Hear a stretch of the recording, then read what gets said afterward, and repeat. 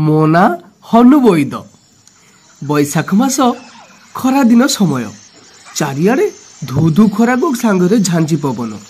रोगी मानू देखी आसी खट उपरे मु घरे शोई थाए। कहीं केजाणी आखि को मोर निद आसुन थाए। हठात मन पड़गला मो समुदी गधिया कथा। बहुत दिन है मु समुदी घर को जाइनी। मने मने भाविली आज जाए समुदी को घर आड़ टे बुली आसबि। यही कथा भावी सांगरे मो औषध पुड़ियाटा धरी चलिली समुदी को घर आड़ को। जाई तांको कबाटी को ठक ठक कली। समुदी समुदी अरे कबाटा खोल। किए किए बाहर? अरे समुदी मु आसी कबाटा खोलिले सिना जानिब। ओहो आसुची आसुची। अरे समुदी तमे आस आस केमिति अच्छा समुदी? अरे मु तो भलरे अच्छी।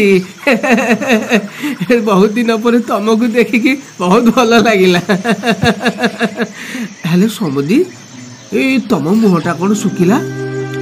तुम देह भल नहीं कि कौन है तुमर? समुदी कौन बा कहबी 3 दिन है ज्वर ज्वर जमा भल होनी। देहटा भी भल लगुनी। ज्वर 3 दिन है। तुम किसी क्या औषध पति खाइच कि नहीं? तुम देह भल नहीं कौन कह समुदी? औषध पाती किए बा दब? घर तो उठी पारुनी केमिति बा जीवी औषध खाइबा को? अरे हेले से सब कथा ठीक जे हेले ज्वर केमिति हैला? समुदी कौन कहबी सेदिन रास्ता फेरुथिले हठात से बिलेई नानी मिठा दुकान सामने जाऊथिले। बिलेई नानी भारी आदर करी दुकान को डाकिला।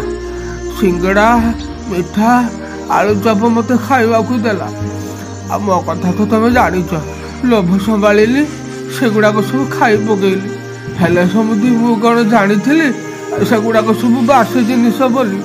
जदि जानी था मुझे तो खाई न था। हेले कौन करी समुदी सेगुड़ाक तो सेठी खाईदेली।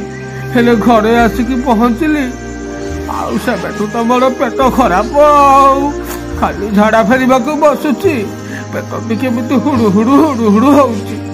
तापरठू समुदी ज्वर आउ जमा छाड़ू।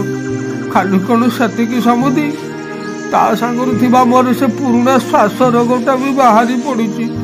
ए समुदी मत ना भारी धई सई लगुची। देहटा मोर जमा भल लगुनी। हाँ अरे समुदी तमे जमा चिंता करनी मु अच्छी तम समुदी हनु वैद बुझिल। अरे मु थिबा जाए तमर जमा किछि हबनी। ए आकल आकल आकल एई पाने औषध तुमको दे देइछि देख। एबे कुह समुदी केमिति लागिला? मु जाने तमर मो औषध ऊपर भारी विश्वास। हाँ समुदी तमे तो चमत्कार करदेल को। मो पेटटा तो ओ हेकुटीटे चलीगला।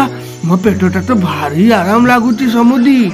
हे सत कथा ए तुमको कौन जे कही धन्यवाद जनईबी समुदी।